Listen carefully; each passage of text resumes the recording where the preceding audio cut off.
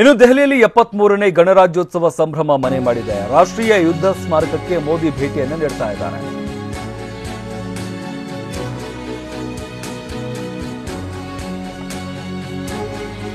ವೀರ ಯೋಧರಿಗೆ ನಮನ ಸಲ್ಲಿಸಲಿರುವಂತಹ ಮೋದಿ ಗಣತಂತ್ರದಂದು ವೀರ ಯೋಧರಿಗೆ ಮೋದಿ ನಮನವನ್ನ ಸಲ್ಲಿಸಲಿದ್ದಾರೆ.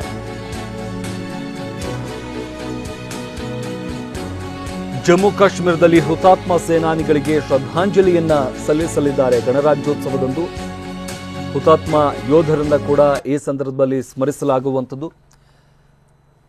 ನರೇಂದ್ರ ಮೋದಿ ಅವರೆಲ್ಲರನ್ನೂ ಕೂಡ ಸ್ಮರಿಸಲಿದ್ದಾರೆ. ಇನ್ನು ಪರೇಡ್ಗೂ ಕೂಡ ಎಲ್ಲ ರೀತಿಯಾದಂತಹ ಸಿದ್ಧತೆಗಳಾಗ್ತಾ ಇರುವಂಥದ್ದು. ದೆಹಲಿಯಲ್ಲಿ 73ನೇ ಗಣರಾಜ್ಯೋತ್ಸವ ಸಂಭ್ರಮ. ರಾಷ್ಟ್ರೀಯ ಯುದ್ಧ ಸ್ಮಾರಕಕ್ಕೆ ಮೋದಿ ಭೇಟಿಯನ್ನು ನೀಡ್ತಾ ಇದ್ದಾರೆ. ವೀರ ಯೋಧರಿಗೆ ನಮನವನ್ನ ಸಲ್ಲಿಸಲಿರುವಂತಹ ಮೋದಿ ಗಣತಂತ್ರದಂದು ವೀರ ಯೋಧರಿಗೆ ಮೋದಿ ನಮನವನ್ನ ಸಲ್ಲಿಸಲಿದ್ದಾರೆ. ಇನ್ನು ಜಮ್ಮು ಕಾಶ್ಮೀರದಲ್ಲಿ ಹುತಾತ್ಮ ಸೇನಾನಿಗಳಿಗೆ ಶ್ರದ್ಧಾಂಜಲಿಯನ್ನ ಸಲ್ಲಿಸಲಾಗುತ್ತೆ. ಜೊತೆಗೆ ಎಲ್ಲ ರೀತಿಯಾದಂತಹ ಸಿದ್ಧತೆಗಳು ಕೂಡ ಈಗಾಗಲೇ ನಡೀತಾ ಇರುವಂಥದ್ದು. ಗಣರಾಜ್ಯೋತ್ಸವದ ಹಿನ್ನೆಲೆಯಲ್ಲಿ ಧ್ವಜಾರೋಹಣಕ್ಕೆ, ಪೆರೇಡ್ಗೆ ಎಲ್ಲ ರೀತಿಯಾದಂತಹ ಸಿದ್ಧತೆಗಳಾಗ್ತಾ ಇರುವಂಥದ್ದು. ಈ ಬಾರಿ ವಿಶೇಷತೆ ಅಂತಂದ್ರೆ ಯುದ್ಧ ವಿಮಾನಗಳು ಕೂಡ ಭಾಗಿಯಾಗ್ತಾ ಇರುವಂಥದ್ದು. ಅದು ಕೂಡ ಯುದ್ಧದಲ್ಲಿ ಭಾಗಿಯಾಗಿದ್ದಂಥ ವಿಮಾನಗಳು ಪೆರೇಡ್ನಲ್ಲಿ ಭಾಗಿಯಾಗ್ತಾ ಇರುವಂಥದ್ದು. ಈ ಬಗ್ಗೆ ಮತ್ತಷ್ಟು ಮಾಹಿತಿಯನ್ನು ನೀಡ್ತಾರೆ ನಮ್ಮ ಪ್ರತಿನಿಧಿ ಹರೀಶ್. ಈಗಾಗಲೇ ಪೆರೇಡ್ಗೆ ಸಿದ್ಧತೆಗಳಾಗ್ತಾ ಇರುವಂಥದ್ದು ದೆಹಲಿಯಲ್ಲಿ. ಹಾಗಾದ್ರೆ ಯಾವ ರೀತಿಯಾಗೆಲ್ಲ ಸಿದ್ಧತೆ ಆಗ್ತಾ ಇದೆ, ಹಾಗೆ ಮೋದಿಯವರ ಕಾರ್ಯಕ್ರಮಗಳು ಏನೆಲ್ಲ ಇದ್ದಾವೆ ಇವತ್ತು ಅಂತ? ಶಮಂತ್, ಇವತ್ತು 73ನೇ ಗಣರಾಜ್ಯೋತ್ಸವಕ್ಕೆ ಇಡೀ ದೇಶಾದ್ಯಂತ ಸಿದ್ಧತೆಗಳು ನಡೀತಾ ಇದೆ. ಇಡೀ ದೇಶದ ಕೇಂದ್ರ ಬಿಂದು ಆಗಿರತಕ್ಕಂತ ದೆಹಲಿಯಲ್ಲಿ ಕೂಡ ಆ ಗಣರಾಜ್ಯೋತ್ಸವಕ್ಕೆ ಸಿದ್ಧತೆ ನಡೀತಾ ಇದೆ.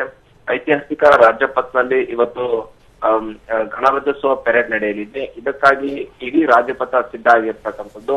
ಕಳೆದ 1 ವರ್ಷದಿಂದ ರಾಜಪಥದಲ್ಲಿ ಸಿದ್ಧತೆ ನಡೀತೈತೆ. ಕೆಲವೊಂದ್ರೆ ಸೆಂಟ್ರಲ್ ವಿಸ್ತಾ ನಿರ್ಮಾಣ ಆಗ್ತಾ ಇದೆ ದೆಹಲಿಯಲ್ಲಿ. ಸೆಂಟ್ರಲ್ ವಿಸ್ತಾ ನಿರ್ಮಾಣ ಆಗ್ತಿರುವಂತಹ ಹಿನ್ನೆಲೆಯಲ್ಲಿ ರಾಜಪಥಕ್ಕೂ ಕೂಡ ಈಗ ಹೊಸ ಟಚ್ ಅನ್ನ ಕೊಡಲಾಗಿದೆ. ರಾಜಪಥ ಸಂಪೂರ್ಣವಾಗಿ ಸಿಂಗರಿಸಲಾಗಿದೆ. ರಾಜಪಥ ಒಂದು ರೀತಿ ನವ ವಧುವಿನಂತೆ ಸಿಂಗಾರಗೊಳ್ತಿದೆ. ಇವತ್ತಿನ ಪೆರೇಡ್ ಪ್ರಮುಖವಾಗಿ ನಾವು ಗಮನಿಸೋದಾದ್ರೆ ಇವತ್ತಿನ ಪೆರೇಡ್ ಬಹಳಷ್ಟು ಮುಖ್ಯ ಆಗುತ್ತೆ. ಯಾಕಂತಂದ್ರೆ ಆಜಾದಿ ಕಾ ಅಮೃತ್ ಮಹೋತ್ಸವ ಅನ್ನುವಂಥದ್ದನ್ನ ಭಾರತ ಈಗ ಆಚರಣೆಯನ್ನ ಮಾಡ್ತಾ ಇರ್ತಕ್ಕಂಥದ್ದು. ಭಾರತಕ್ಕೆ ಸ್ವಾತಂತ್ರ್ಯ ಬಂದು 75 ವರ್ಷಗಳು ಕಳೆದಿದೆ. ಇಂತಹ ಸಂದರ್ಭದಲ್ಲಿ ಗಣರಾಜ್ಯೋತ್ಸವ ನಡೀತಾ ಇರತಕ್ಕಂಥದ್ದು. ಹೀಗಾಗಿ ಇಡೀ ವರ್ಷ ಆಜಾದಿ ಕಾ ಅಮೃತ್ ಮಹೋತ್ಸವ ಅನ್ನುವಂತಹ ನಿಟ್ಟಿನಲ್ಲಿ ಆಚರಣೆಯನ್ನ ಮಾಡ್ಲಾಗ್ತಿರತಕ್ಕಂಥದ್ದು. ಹೀಗಾಗಿ ಈ ವರ್ಷದ ಗಣರಾಜ್ಯೋತ್ಸವ ಪೆರೇಡ್ ನಲ್ಲಿ ಇಡೀ 75 ವರ್ಷದಲ್ಲಿ ಭಾರತದಲ್ಲಿ ಆಗಿರತಕ್ಕಂತಹ ಬೆಳವಣಿಗೆಗಳು ಮತ್ತೆ ಅಭಿವೃದ್ಧಿ ಮತ್ತೆ ಎಲ್ಲಾ ಕ್ಷೇತ್ರಗಳನ್ನು ಬಿಂಬಿಸುವಂತಹ ಪೆರೇಡ್ ಇವತ್ತು ಆಗಿರುತ್ತೆ. ಅಂದ್ರೆ ಎಲ್ಲಾ ಕ್ಷೇತ್ರಗಳು ಅಂದ್ರೆ ಅಭಿವೃದ್ಧಿ ಆಗಿರ್ಬೋದು, ಎಕನಾಮಿಕ್ ಆಗಿರ್ಬೋದು, ಕಲೆ, ಸಾಹಿತ್ಯ, ಸಂಸ್ಕೃತಿಯನ್ನ ಸಾರುವಂತಹ ಮತ್ತೆ ಸೈನಿಕರ ಆತ್ಮಸ್ಥೈರ್ಯವನ್ನ ಸಾರುವಂತಹ ಒಂದು ಪೆರೇಡ್ ಇವತ್ತಿಂದಾಗಿರುತ್ತೆ. ನಾವು ಗಮನಿಸೋದಾದ್ರೆ ಇವತ್ತಿನ ಪೆರೇಡ್ ನಲ್ಲಿ 21 ಟ್ಯಾಬ್ಲೋಗಳು ಭಾಗಿಯಾಗ್ತಾ ಇವೆ. ಅದರಲ್ಲಿ 12 ರಾಜ್ಯಗಳ ಟ್ಯಾಬ್ಲೋಗಳು ಕೂಡ ಭಾಗಿಯಾಗ್ತಾ ಇರ್ತಕ್ಕಂಥದ್ದು. ಕರ್ನಾಟಕದ ಕರಕುಶಲ ವೈಭವನ್ನ ಸಾರುವಂತಹ ಟ್ಯಾಬ್ಲೋ ಕೂಡ ಭಾಗಿಯಾಗ್ತಿದೆ. ಇಡೀ ದಕ್ಷಿಣ ಭಾರತದಲ್ಲಿ ಕರ್ನಾಟಕಕ್ಕೆ ಮಾತ್ರ ಈ ಬಾರಿ ಅವಕಾಶ ಸಿಕ್ಕಿರ್ತಕ್ಕಂಥದ್ದು. ಕಳೆದ 13 ವರ್ಷಗಳಿಂದ ಸತತವಾಗಿ ಕರ್ನಾಟಕಕ್ಕೆ ಈ ಒಂದು ಟ್ಯಾಬ್ಲೋಗೆ ಪರೇಡ್ ನಲ್ಲಿ ಭಾಗಿಯಾಗುವಂತಹ ಅವಕಾಶ ಸಿಗ್ತಾ ಇರ್ತಕ್ಕಂಥದ್ದು. ಶಮಂತ, ಧನ್ಯವಾದ ಹರೀಶ್ ನಿಮ್ಮೆಲ್ಲ ಮಾಹಿತಿಗಾಗಿ.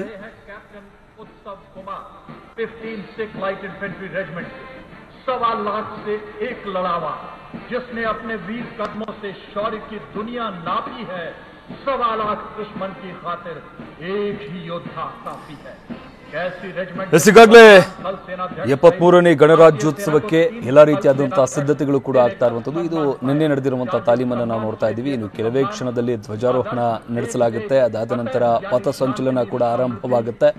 ಇಡೀ ದೇಶದ ಆಕರ್ಷಣೆ, ಸೇನೆಯ ಶಕ್ತಿ ಪ್ರದರ್ಶನ ಇದೆಲ್ಲವೂ ಕೂಡ ಇವತ್ತು ನಡೆಯುತ್ತೆ. ಈ ಬಾರಿಯ ವಿಶೇಷತೆ ಅಂತಂದ್ರೆ ಯಾವುದೇ ವಿದೇಶಿ ಅತಿಥಿಗಳಿಗೆ ಆಹ್ವಾನ ಇರೋದಿಲ್ಲ. ಯಾಕಂದ್ರೆ ಕೊರೋನಾ ವೈರಸ್ ಸಾಂಕ್ರಾಮಿಕ ಪಿಡುಗಿನ ಕಾರಣದಿಂದಾಗಿ ಈ ವರ್ಷ ವಿದೇಶಿ ಅತಿಥಿಗಳಿಗೆ ಆಹ್ವಾನ ಕೂಡ ನೀಡಿಲ್ಲ. ಅಂದ್ರೆ ಸಾಂಪ್ರದಾಯಿಕವಾಗಿ ಪ್ರತಿ ವರ್ಷ ಕೂಡ ಬೇರೆ ಯಾವುದಾದ್ರೂ ದೇಶದ ಪ್ರೆಸಿಡೆಂಟ್ ಇರ್ಬೋದು ಅಥವಾ ವಿಶೇಷ ಅತಿಥಿಗಳನ್ನು ಆಹ್ವಾನ ಮಾಡಲಾಗ್ತಾ ಇತ್ತು ಗಣರಾಜ್ಯೋತ್ಸವದ ಸಂದರ್ಭದಲ್ಲಿ. ಆದರೆ ಈ ಬಾರಿ ಯಾವುದೇ ವಿದೇಶಿ ಅತಿಥಿಗಳಿಗೆ ಆಹ್ವಾನ ಇರೋದಿಲ್ಲ.